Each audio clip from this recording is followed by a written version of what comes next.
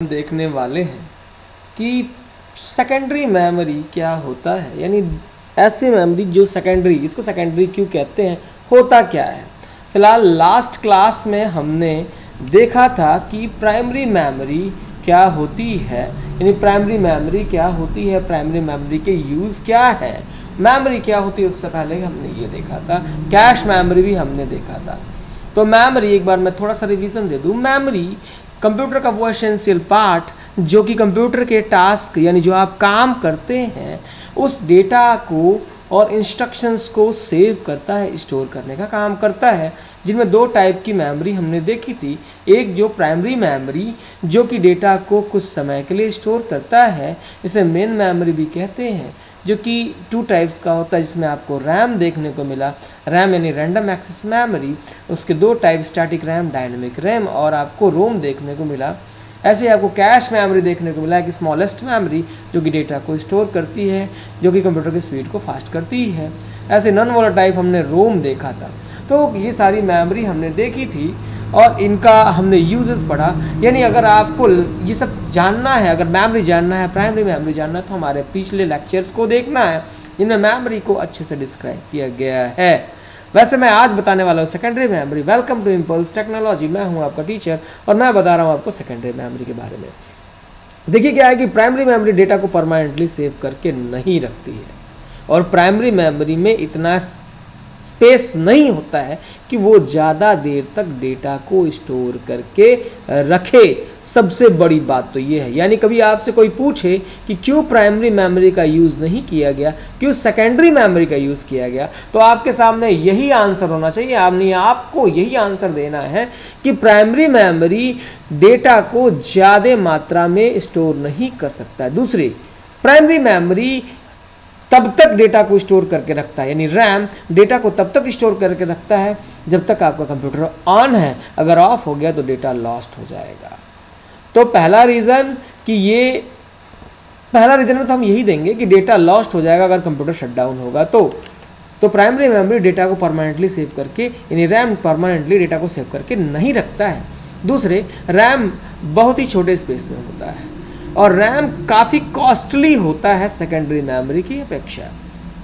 यानी कि 2 GB का रैम लेते हैं तो आपको ये 2 से 3 हज़ार का पड़ेगा, और इसको अगर 1000 टेराबाइट का हार्ड डिस्क लेते हैं तो ये आपको 5-6 हज़ार का पड़ेगा। तो सेकेंडरी मेमोरी बहुत ही सस्ती होती है, इसलिए हम सेकेंडरी मेमोरी का इस्तेमाल करते हैं।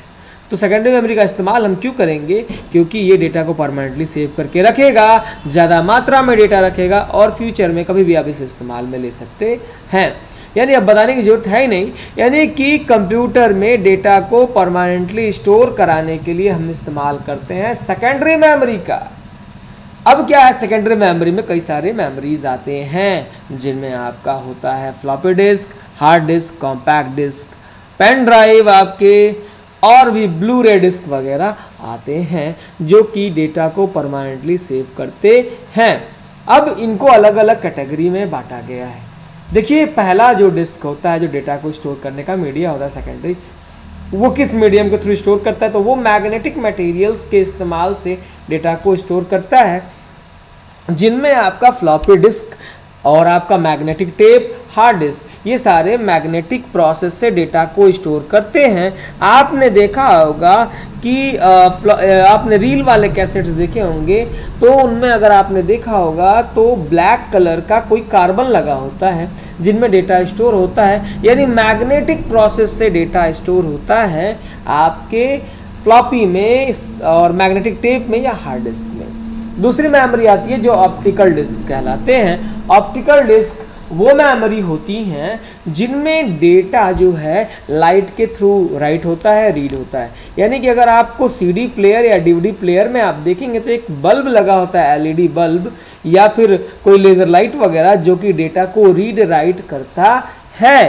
तो ये जो है हमारा दूसरा सेकेंडरी स्टोरेज में डिवाइस है, यानी कि जो कि ऑप्टिकल है। पहला हमने मैग्नेटिक देखा, दूसरा ऑप्टिकल, जो कि लाइट के थ्रू डेटा को लिखता है। तो CD पे भी या DVD पे या ब्लू रे डिस्क, इन तीनों पे डेटा जो है आपका किस माध्यम से लिखा जाता है? तो आपका लाइट के माध्यम से लिखा जाता है। CD यानी कि कॉम्पैक्ट डिस्क आपका हो गया जो कि 700 MB तक का होता है। इसमें बहुत कम मात्रा में डेटा स्टोर होता है और ये स्क्रैच ज़्यादा इसमें आ जाते हैं, यानी स्क्रैच इसमें जल्दी आ जाते हैं। दैट्स वाई इससे थोड़ा सा अच्छा डिवाइस बनाया गया जिसका नाम है DVD, डिजिटल वीडियो या डिजिटल वर्सटाइल डिस्क। DVD होता है डिजिटल वर्सटाइल डिस्क या डिजिटल वीडियो डिस्क, जो कि ज़्यादा मात्रा में डेटा स्टोर करता है। अप टू 4 GB तक डेटा ये स्टोर कर सकता है। तो आप दूसरा डिवाइस है और इसमें स्क्रैचेज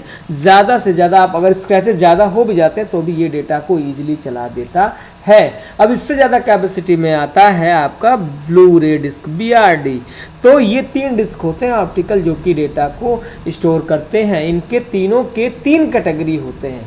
पहला होता है आपका रोम, रीड ओनली मेमोरी, यानी CD रोम, DVD रोम या BRD रोम, जो कि मैन्युफैक्चरिंग टाइम पे बनाया जाता है।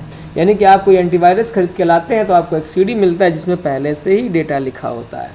दूसरा होता है आपका CDR यानी रिकॉर्डेबल, जिसमें एक बार आप डेटा लिख सकते हैं।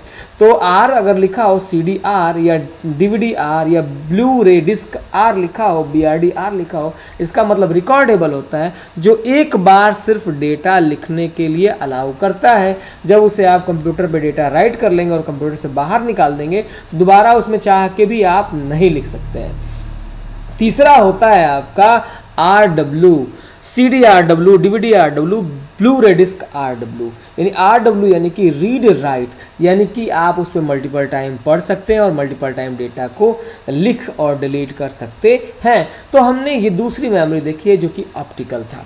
तो पहला आपने मैग्नेटिक देखा है, मैग्नेटिक स्टोरेज डिवाइस, दूसरा ऑप्टिकल स्टोरेज डिवाइस, तीसरा फ्लैश मेमोरीज वगैरह होती हैं, जैसा आपके पेन ड्राइव हो गया, आपके फ़ोन का चिप हो गया। ये सारी फ्लैश मेमोरी हैं जो इलेक्ट्रॉनिक सर्किट में 01 के फॉर्मेट में डेटा स्टोर करती हैं, जिनमें आप डेटा मैक्सिमम डेटा स्टोर कर सकते हैं और आसानी से लेकर ट्रेवल कर सकते हैं। और इनमें तो स्क्रैच होने के भी चांसेस 0 होते हैं, क्योंकि ये एक प्लास्टिक से कवर्ड होता है और इसमें डेटा स्टोर हो जाता है। तो आप हमारे साथ ऐसे बने रहिए। Thanks for watching, bye bye.